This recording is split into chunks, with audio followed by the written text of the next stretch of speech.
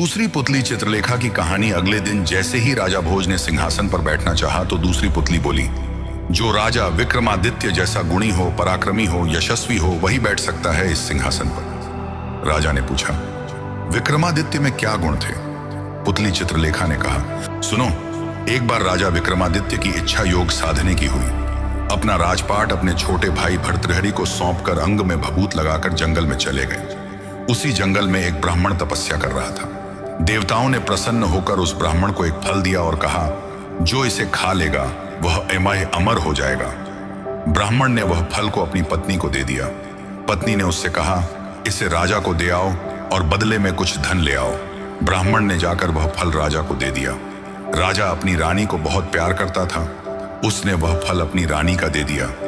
रानी का प्रेम शहर के कोतवाल से था। रानी ने वह फल उसे दे दिया।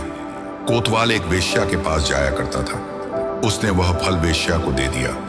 वेश्या ने सोचा कि मैं अमर हो जाऊंगी तो भी पाप कर्म करती रहूंगी, अच्छा होगा कि यह फल राजा को दे दूं, वह जिएंगे तो लाखों का भला करेंगे। यह सोचकर उसने दरबार में जाकर वह फल राजा को दे दिया। फल को देखकर राजा चकित रह गए। उन्हें सारा भेद मालूम हुआ तो बड़ा दुख हुआ। उसे दुनिया बेकार लगने लगी। एक दिन वह बिना किसी से कहे सुने राजघाट छोड़कर घर से निकल गए। राजा इंद्र को यह मालूम हुआ तो उन्होंने राज्य की रखवाली के लिए एक दूत भेज दिया। इधर जब राजा विक्रमादित्य की योग साधना पूरी हुई तो वह लौटे।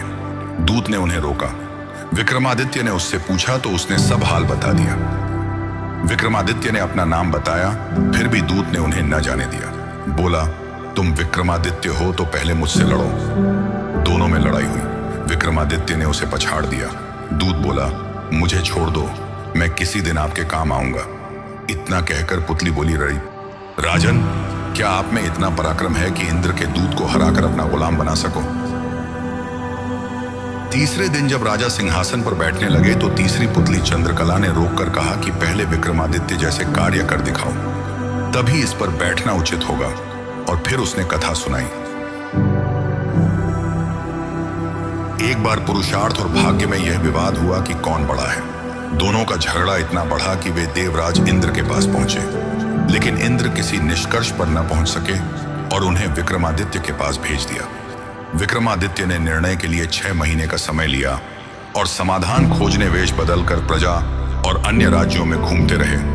अंत में एक व्यापारी के यहाँ नौकरी कर ली। समुद्री यात्रा के दौरान तूफान आने पर जहाज एक टापू पर रुक गया और जब कोई लंगर न उठा सका तो विक्रमादित्य ने उसे सहजता से उठा दिया, पर स्वयं टापू पर रह गए। वहां उन्हें पता चला कि राजकुमारी का विवाह वीर विक्रमादित्य से ही होगा और उनसे विवाह कर उन्होंने वापसी आरंभ की।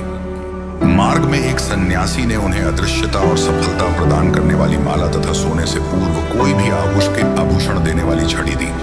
अपने राज्य लौटते समय उद्यान में उन्होंने माला एक भाट को और छड़ी एक ब्राह्मण को दान कर दी। 6 महीने बाद पुरुषार्थ और भाग्य जब फिर उनके पास आए तो विक्रमादित्य ने निर्णय दिया कि दोनों एक दूसरे के पूरक हैं। जैसे वह माला और छड़ी उन्हें भाग्य से मिली, लेकिन भाट और ब्राह्मण को पुरुषार्थ से प्राप्त हुई। कहानी सुनाकर चंद्रकला ने पूछा, क्या आप में ऐसा न्याय और दानवीरता है?